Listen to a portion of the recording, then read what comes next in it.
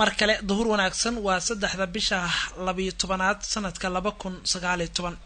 dawladda Soomaaliya waxay soo saartay qoraal ay ku sheegtay digniin hor leh oo ku saabsan fatahaado iyo duufaano la saadaaliyay inay ku soo wajahayeen Soomaaliya dawladda federaalka Soomaaliya ayaa waxay digniin ka soo saartay isbedelka cimilada gaar ahaan fatahaado iyo waliba duufaano la saadaaliyay inay ku soo wajahayeen deegaano kamid ah dhulka Soomaalida war-saxaafadeed ka soo baxay wasaaradda warfaafinta ayaa waxaa lagu sheegay in rababka weli ka da'aya gobolada dalka ay suurtagal ka dhigi karaan fatahaado hor leh waxaana heegan la geliyay hay'adaha qaabilsan gurmadka iyo waliba ka jawaabista xaaladaha degdega ee ka dhalan kara rababka iyo waliba dabeelaha la saadaaliyay inay ku soo foolleen maalmaha soo socda gobolada Soomaaliya maamulka gobolka Banaadir taliska booliiska Soomaaliya ayaa u diyaar garoobay gurmadka daadadka ka dhasha rababka la saadaaliyay waxaa la diyaariyay gaadiidka gurmadka degdega iyo waliba waxyaabaha kale ee qaabilsan ka jawaabista xaaladaha degdega ee hadda laga baqayo in ay ka dhacaan gobolada Soomaaliya magaalada Muqdisho ee qayb ka tahay qoraal ka soo baxay wasaaradda warfaafinta ee dawladda Soomaaliya waxaa lagu sheegay in khatar badan ay jirto cabsida la muujinayo 24 saac ay soo socda kuwaas oo sheegay in la qiimeyn doono xaaladda maadaama ay jirto saadaal ah in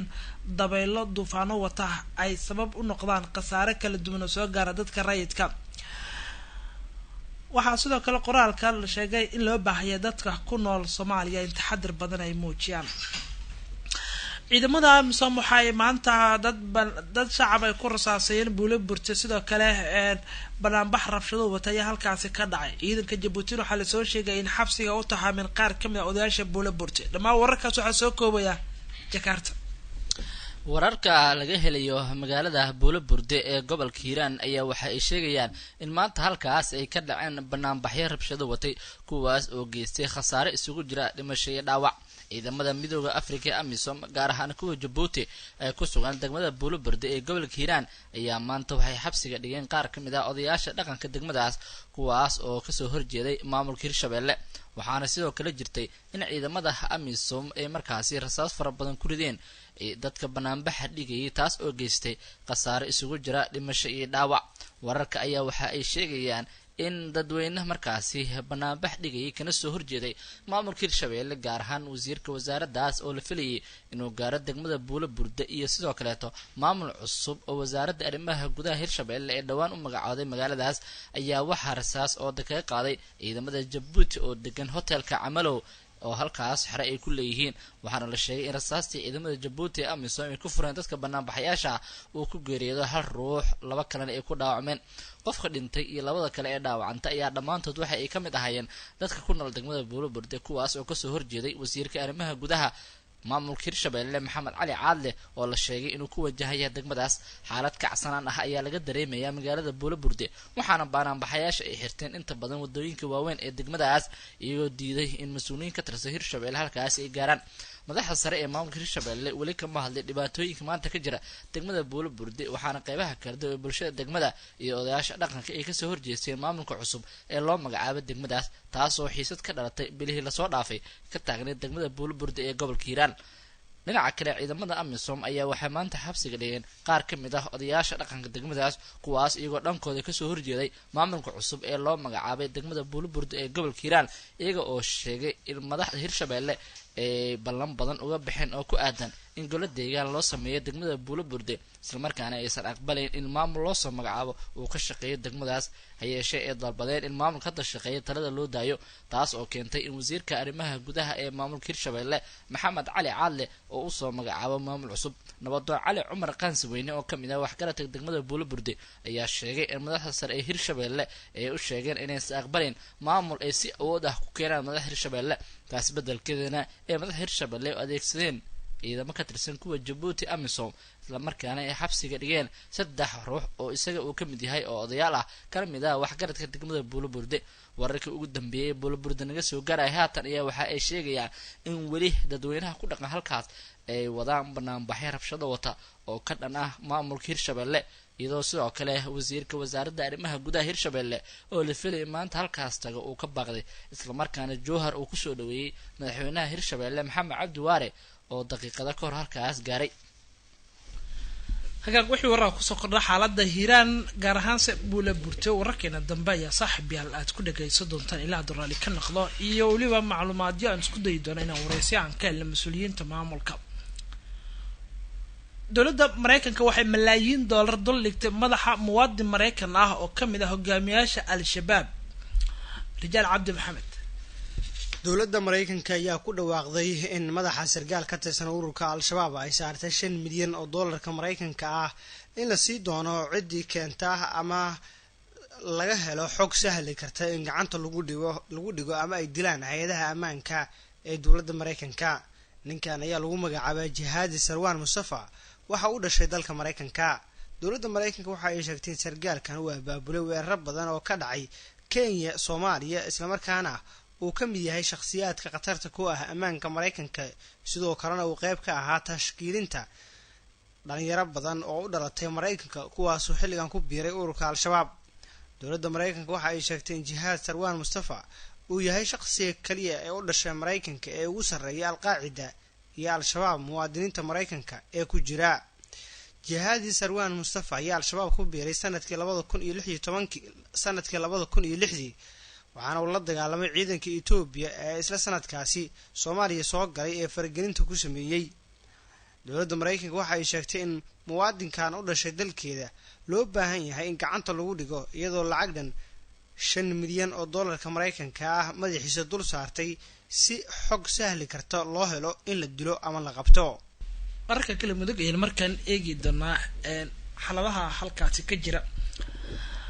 xulista xubnaha cusub ee baarlamaanka Galmudug ayaa laga dareemayaa markan inay ka socoto magaalada Dhuusamareeb caasimada Galmudug inkastoo walaac badan odayaasha qaarkood ay muujinayaan isluug ah sida ay guddigii dowladda u xilsaartay arrintan ay wax u wadaan. warbixinta warkan waxaa soo koobisay wariyahena Ikraan Bashir. magaalada Dhuusamareeb ee caasimada Galmudug waxaa ka socda diyaar garowga loogu jiro howlaha doorashooyinka Galmudug oo ay ugu horeeyaan xulista xubnaha cusub ee baarlamaanka Galmudug oo aan wali la bilaabin.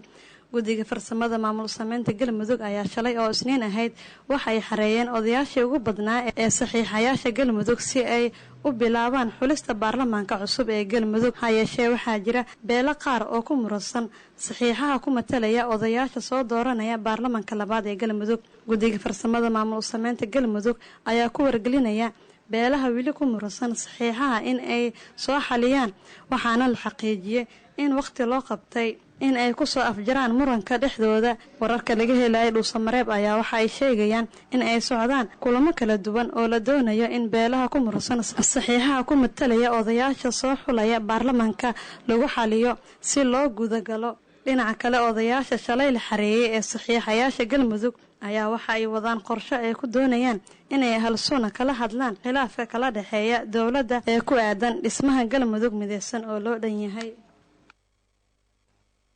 dhanka kale Galmudug warkale intaan ka bixin xildhibaan Cabdiraxmaan Odowa waxa uu sheegay in ayax badan dhibaato ku hayo deegaanada Galmudug. Odowa waxa uu kamid yahay xubnaha musharaxiinta ee u tartamaya xilka madaxtinimada maamulkaasi ee Galmudug. maanta shir jirada ku qabtay Muqdisho waxa uu sheegay inay jirto dhibaato badan oo dadka ka soo gaaraysa ayax ku habsada qaybo kamid ah gobolka Mudug iyo Galgaduud asagoo sheegay ama baaq dheer u jeediyay hay'adaha samafalka iyo dowladda federaalka Soomaaliya in wax laga qabto dhibaatada ayaxa uu ku hayo deegaanada Galmudug. dhibaato soo wajahday dadka deegaanka oo uu ku hayo ayax runtii maalmihii la soo dhaafay ilaa bil hadda wax ka badanna deegaanka dhibaato baan ku haya. ayaxaas oo runtii ku yimid qax ama ka soo wareegay dhinacan deegaanka Soomaalida iyo ilaa Ethiopia ka yimid. waxaa asal ka ah ayaxaas imaatinkiisa dabcan markii ay iskala tacaashay dowladda Ethiopia ayuu wuxuu ku soo qaxay dhinacan Soomaaliya. hadda dalka Soomaaliya 40 sano la soo dhaafay diraasaadka waxay sheegayaan ay samaysay FAO iyo hay'adaha kale in guurkan ama dhaqaaqan ayax uu sameeyay mid lamida uusan samaynin 40 sano la soo dhaafay.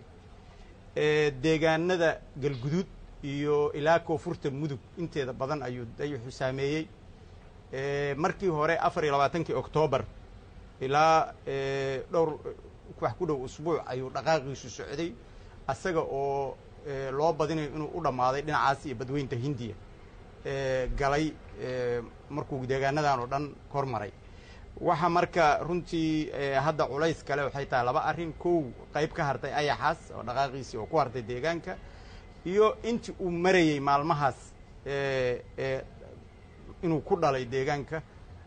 waxaad ku maqashaan mahmaah ayax teg eelna reeb eelkii ayuu deegaanka ku reebay kaasoo ah koronkoradii hadda waxaa marka dadkii iyo deegaankii culays ku haya koronkorada oo runtii haddii aan laga gaarin maaragtay wax cagaara iyo wax daaqa iyo waxay ku reebaysa deegaanka aan la arag eriyada dhuusamareeb keliya daraasaadka laga sameeyey waxay sheegayaan keliya inta u dhow magaalada dhuusamareeb ee caasimadda galmudug 3,000 oo tan wax ku dhow inuu maalintii ayaxa eriyadaas joogaa uu cuno daraasaadka ay hay-adaha soo saareen marka markii ay dadkii culayskaas la kulmeen aad ogtihiin dadkaasu dad xoolaleeya oo daaqa ku nool daaqii xoolahaas uu cuni lahaana waxaaba hal maalina iyo 2 maalin ku soo rogaya ayaxii oo malaayiin ah dabcan dadku ayaha inay sidaas u fahmaan na waan jeclaan lahaa yaa wuxuu noqday inuuba dhulkii oo dhan isku bedelo qoryo dadka deegaanka marka dhawaqaas ay noo soo jeediyaan waxaan rabaa in aan dowladda federaalka ah dowladda federaalka Soomaaliya ayaa horey waxay u soo saartay digniin ku saabsan ayaxaan ay sheegtay inuu ku habsaday qaybo ka mid ah gobolada Soomaaliya gaar ahaan deegaanada Puntland gobolada waqooyi ee waliba waa deegaanada Galmudug Puntland iyo gobolada waqooyi halkaas oo ay dowladdu ay sheegtay in ayaxaan dhibaato badan uu ka hayo qeyladaantaas wali ayaa sii muuqata in ay sii kordhayso oo markan ayaxaan uu ku soo fidayo gobolada Mudug iyo Galgaduud muwaadin Soomaali ah ayaa dil lagu geystay jasiiradda Malta halkaas oo qaxooti ku ahaa muwaadinkan Axmed Tifo ayaa warbixinta sii dhameystiraya muwaadin Soomaali ah una jooga dalkaasi Malta qaab qaxooti ahaana wararka halkaasi laga helayo maanta waxa ay sheegayaan in dil uu u geystay nin u dhashay wadanka qaaradda Afrika dhaca ee Eritrea Soomaaliga dilka u geystay ninka Eritreaanka ah waxaa lagu magacaabaa Keenan Cabdiqaadir waana 23 sano jir dilka waxa uu dhacay xilli habeena deegaan dhaca xerada qaxootiga ee Marsa Open Camp ee dalkaasi Malta ku taala dilka ayaa yimid kadib markii muwaadinka Soomaaliga ah uu dhowr jeer sida la sheegay maqas feeraha uu kaga dhuftay ninka u dhashay dalka Eritrea taas oo sababtay in uu dhaawac xooggan soo gaaro ugu dambeyntiina uu u geeriyoodo muwaadinka Eritreaanka ah booliiska wadanka Malta ayaa eedeysanaha Soomaaliga waxa ay u gudbiyeen maxkamad isaga oo beeniyay in dilka lagu soo eedeeyay sida uu sheegay garsooraha maxkamadda dacwadan qaaday oo lagu magacaabo Jeseya Danmicol 3 alifle ka tirsan maxkamadda ayaa sheegay in eedeysanaha Soomaaliga ah uu dambiyo badan horay u galay balse haatan loo haysto dilka ninka u dhashay wadanka Eritrea booliiska jasiiradda Malta waxa ay shaaca ka qaadeen in baaritaanka kiiskan uu gacan weyn ka siiyay nin u dhashay dalka Malta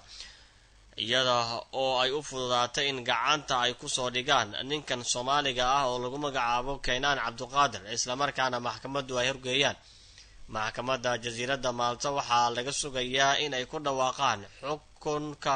lagu ridayo eedeysanaha Soomaaliga ah ee loo heeso dilka ninka muwaadinka u dhashay wadankaasi Eritrea waxaana lagu magacaabaa Soomaaliga dilkaasi geystay sida la sheegayo Keenan Cabdiqaadir oo 23 sano jir ah imatay duqeyn diyaaradeed oo dowladda Suuriya ay ka geystay gobolka Idlib oo ah gobol ay ku badin kooxaha xagjirka iyo waliba dadka rayidka ah hay'adaha difaaca rayidka ee Syria ee loo yaqaan White Helmet waxa ay xaqiijiyeen in dadka lagu dilay 2 suuq oo ah suuqyada ugu weyn ee lagu iibiyo qudaarta ee ku yaala magaalo kamid ah gobolka Idlib ay gacanta ku hayeen kooxaha Islaamiyiinta duqeyntan ayaa waxa la sheegay in dad rayid ay ka soo gaareen waxaana sii xoogeysanaysa gacan koynta deegaanadan oo ay kooxaha Islaamiyiinta liilada al-Nusra ay gacanta ku hayaan duqeymahan ayaa geystay diyaaradaha wadanka Syria Siniintan ka soo gudubnay ay shalay ahayd iyadoo ay ku soo aadayso xilli 2 maalin kadibna sidaan oo kale ay diyaaradaha militariga ee Syria isla ay bartilmaameedsadeen kooxaha al-Nasri ee gobolka Idlib saldhigyada halka ay ku leeyihiin